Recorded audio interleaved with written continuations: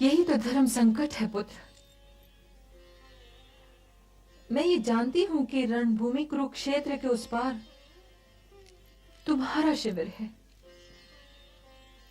किंतु भरतवंश की मर्यादा मुझे उस शिविर में जाने की आज्ञा नहीं देती पुत्र। यदि मैं भी चली जाऊं तो दीदी बिल्कुल अकेली पड़ जाएंगी पुत्र। हे पुत्र,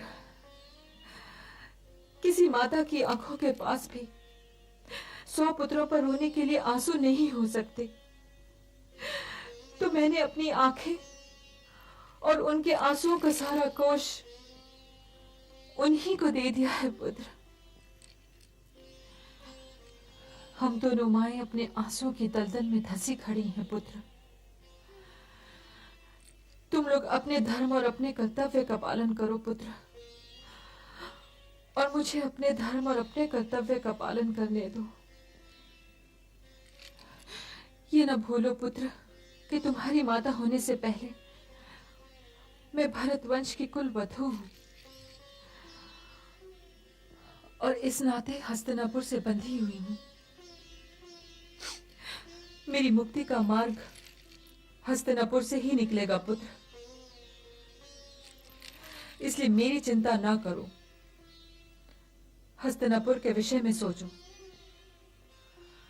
और हे युधिष्ठिर,